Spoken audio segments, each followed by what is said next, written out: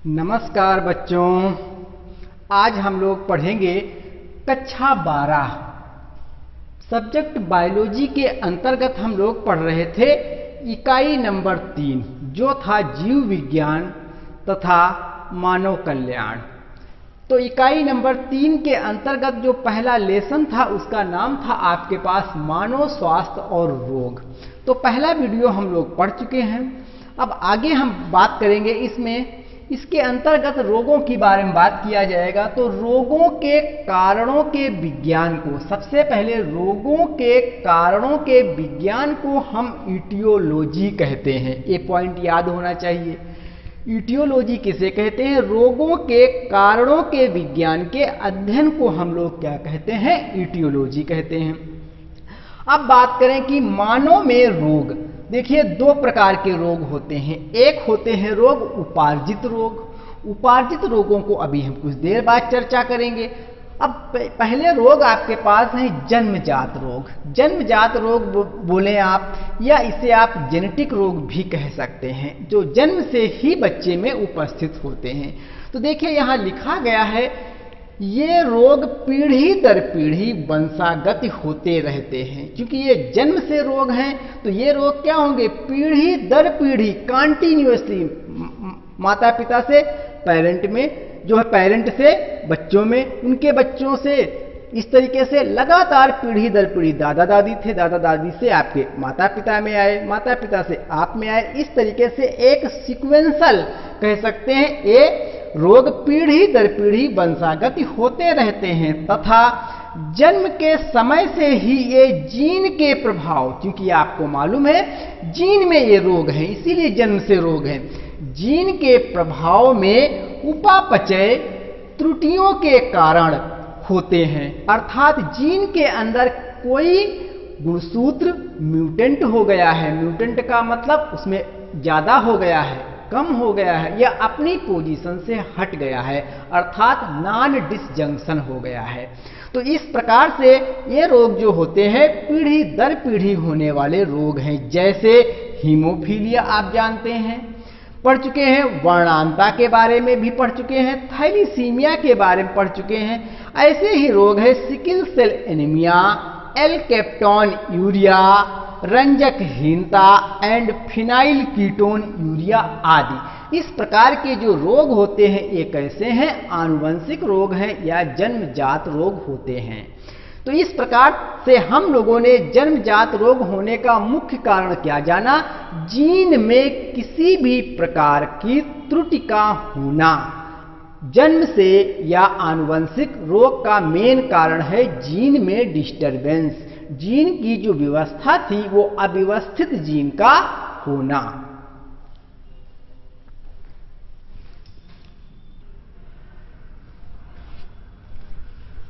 अब आइए आगे देखें और बात करें। तो देखिए जो उपार्जित रोग थे, अक्वायर जो डिजीजेस थी, ये दो प्रकार की होती हैं। एक आपके पास क्या होती हैं? संचारीय, जो एक व्यक्ति से दूसरे व्यक्ति में फैल सकती हैं बीमारियां। ऐसे रोगों को हम बोलते हैं संक्रामक रोग। संक्रामक रोगों का हम लोग अध्ययन थोड़ा रुक करके करेंगे। अब बात करेंगे हम इनकी, यानी असंक्रामक रोग, अर्थात कह सकते हैं असंचारीय रोग आपके पास हैं। अर्थात ये रोग एक व्यक्ति से दूसरे व्यक्ति में नहीं फैलते हैं। इनसे संबंधित पहले चर्चा की जाएगी। तो आइए इस पर समझें और देखें। तो देखिए हमने लिख रखा है, ये रोग एक व्यक्ति से दूसरे व्यक्ति में नहीं फैलते। ये रोग एक व्यक्ति से दूसरे व्यक्ति में नहीं फैलते, इसीलिए इन्हें क्या बोलते हैं? असंचारणीय रोग कहते हैं या असंक्रामक रोग कहा जाता है। ये निम्न प्रकार के हो सकते हैं। इनके फिर कारण क्या होंगे? तो सबसे पहला जो कारण आता है वो कुपोषण संबंधी रोग। अर्थात चूंकि जब हम लोगों ने बात किया था पिछले वीडियो में, तो उसमें बात किया था सबसे पहला पॉइंट संतुलित आहार से ही बात किया था जीवन के लिए। तो देखिए जब कुपोषण का मतलब यही हुआ संतुलित आहार नहीं मिल रहा है, अर्थात तो कुपोषण से संबंधित देखें, आहार में पोषक तत्वों की कमी जब हो जाती है तो जैसे आपके पास क्या हो गया, क्वासिक्योर, मैरिस्मस, एस्कर्बी, सूखा रोग, बेरी रोग, रतौंधी, एनीमिया आदि इस प्रकार के रोग उत्पन्न हो जाते हैं। कहीं तो आपको प्रोटीन की कमी है, कहीं पर बॉडी में कार्बोहाइड्रेट की कमी है, कहीं विटामिन सी की कमी हो गई तो आपके पास स्कर्बी हो गया, डी की कमी हो गई, सूखा हो गया, विटामिन B1 की कमी हुई तो बेरी रोग हुआ, विटामिन ए की कमी हो गई तो रतौंधी हो गया, आयरन की कमी हो गई या विटामिन B12 की कमी हो गई, फोलिक एसिड की, तो आपके पास एनीमिया रोग हो गया। तो इस प्रकार से देखिए ये पोषक तत्वों की कमी से हमारे शरीर में होने वाले रोग थे। तो ऐसा नहीं है कि पोषक तत्व ज्यादा हो जाए तब भी नुकसान करेगा। तो आइए अगला पॉइंट इसी से देखें, आहार में पोषक तत्वों की अधिकता से भी रोग होता है। जैसे आप जानते हैं मोटापे को इंग्लिश में ओबेसिटी बोलते हैं। ओबेसिटी इटसेल्फ अ डिजीज कहा गया है, एक प्रकार का ये मोटापा रोग है जो अनेक हृदय रोगों व मधुमेह का कारण हो सकता है। इस प्रकार से मोटापे के कारण बहुत सारे हृदय संबंधी प्रॉब्लम्स आती हैं, क्योंकि जो हमारी धमनियां अर्थात ब्लड वेसल्स हैं उनमें कोलेस्ट्रॉल का डिपॉजिट होना अर्थात हार्ट को बहुत ज़्यादा पंप करना, मेहनत ज़्यादा करनी पड़ती है। और जब लगातार यह प्रक्रिया चलने वाली जीवन की है और लगातार मेहनत ज़्यादा पड़ती रहेगी तो वो अंग धीरे धीरे फेल्योर की तरफ बढ़ जाता है। इसलिए मोटा व्यक्ति ज़्यादा सुटेबल बिल्कुल नहीं है। व्यक्ति दुबला पतला ही सही है, लेकिन वह व्यक्ति इतना दुबला पतला ना हो अर्थात अपने आप को अंदर से कमज़ोर न फील कर रहा हो तो वो व्यक्ति सही होता है। इस प्रकार से हम लोगों ने इसमें नंबर 1 रोग में देखा यानी पोषण संबंधी जो रोग थे, तो इसमें कुपोषण और अधिक पोषण दोनों की वजह से 2 रोग आए।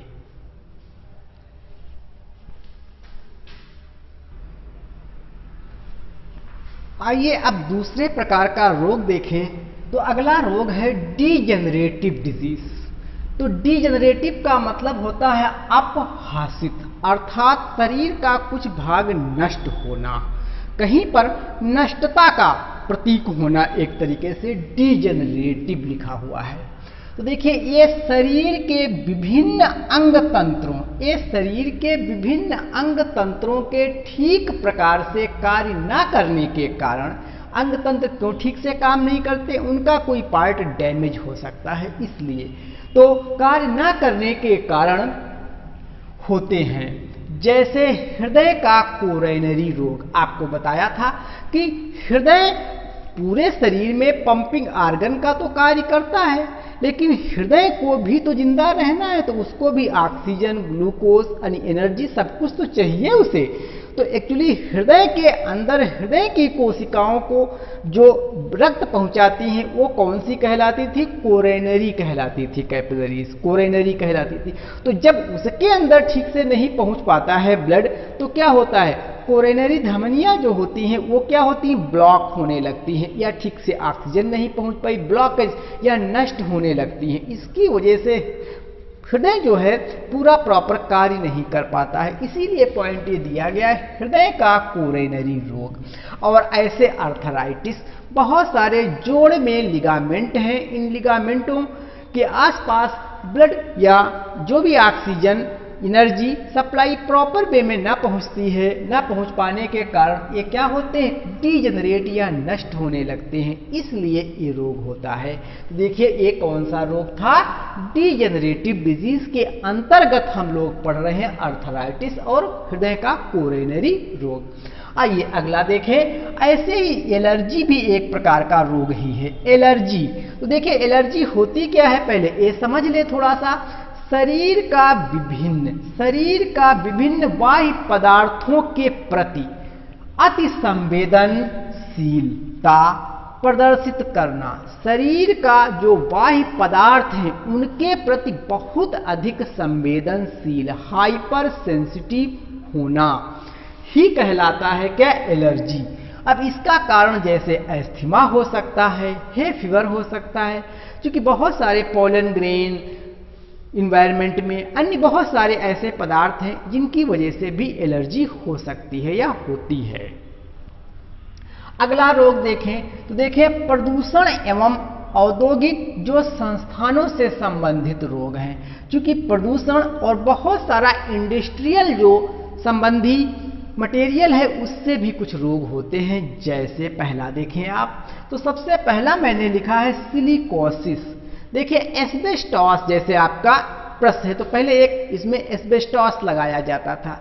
तो एस्बेस्टॉस कंपनी में जो काम करते हैं वहाँ उसमें बहुत सारा सिलिका यूज होता है। तो इंडस्ट्री के वर्करों के जो काम करते हैं पाउडर जैसा है, या सीमेंट इंडस्ट्री को आप ज़्यादा बेहतर समझ सकते हैं। सीमेंट इंडस्ट्री में बहुत सारी सीमेंट उड़ेगी, लंग्स में जाएगी, लंग्स को चोक कर देगी, तो लंग्स क्या ब्लॉक हो जाएगा, तो प्रॉपर ऑक्सीजन कहाँ मिल पाएगी। तो इस प्रकार से क्या होता है, ये इंडस्ट्रियल जो मटेरियल है इससे भी बहुत सारे रोग उत्पन्न होते हैं। चाहे सूती मिल हो, वहाँ पर भी लंग्स में बहुत सारा कॉटन के जो छोटे छोटे थर्ड पार्टिकल्स हैं वो सब पहुंच जाते हैं और वो वहाँ ब्लॉकेज कर देते हैं। तो इस प्रकार से देखिए पल्मोनरी फाइब्रोसिस भी एक रोग है। ये सभी रोग क्या होते हैं, ये स्पेशली प्रदूषण से होने वाला रोग है, जो इसमें श्वसन तंत्र भी प्रभावित होता है स्पेशली। अगला देखिए एडिकेशन और डिपेंडेंसी। बहुत सारे लोग ड्रग्स लेते हैं, तंबाकू, ड्रग्स या इस टाइप की बहुत सी एल्कोहल, ये भी एक प्रकार का रोग है। क्योंकि देखिए आप शुरू में याद करें पहले वीडियो में क्या कहा गया था कि शारीरिक, मानसिक और सामाजिक। अब इनको अपने मानसिक कंट्रोल ही नहीं है, क्योंकि ब्रेन मांग रहा है बार बार, क्या मांग रहा, एल्कोहल मांग रहा, तो एल्कोहल ले रहे हैं, पी रहे हैं, पीते जा रहे हैं। तो यहाँ पर क्या हो गया, ये भी एक प्रकार का एडिकेशन जो डिपेंडेंसी है, ये भी एक रोग की श्रेणी में ही रखा जाता है।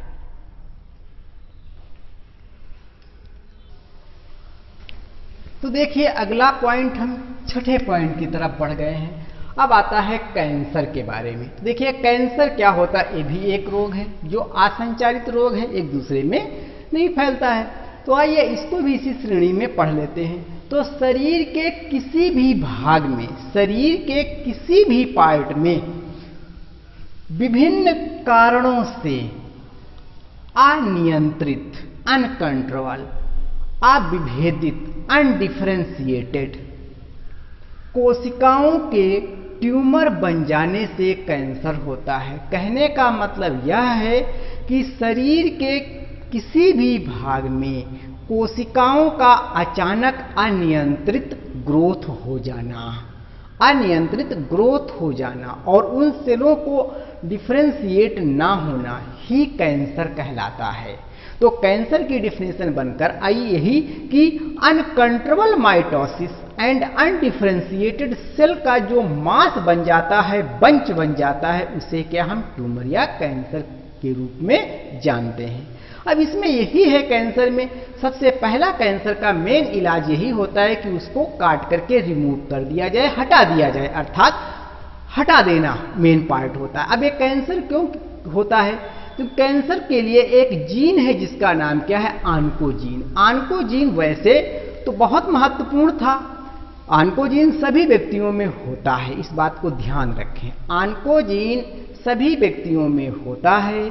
जब हमारा डेवलपमेंट हो रहा था, अर्थात बच्चा माँ के अंदर डेवलप हो रहा था, उस समय उसी आन्कोजीन ने हमारी कोशिकाओं को बहुत सारा डिफरेंशिएट और बढ़ा करके हमारा विकास किया है। उसके बाद आन्कोजीन क्या हो जाता है, इनएक्टिव, निष्क्रिय, अर्थात सो जाता है, आप ऐसे समझ सकते हैं, निष्क्रिय हो जाता है।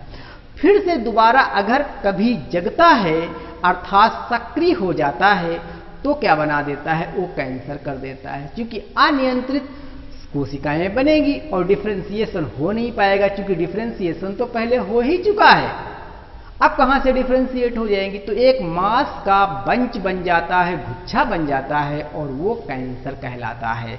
तो इस प्रकार से, और बहुत सारे तंबाकू या इस टाइप के जो ड्रग्स या बहुत अन्य ऐसे पदार्थ हैं, ये क्या करते हैं, ये आन्कोजीन को सक्रिय करने में मदद करते हैं। इसलिए हम कहते हैं कि इन पदार्थों के सेवन से कैंसर हो सकता है।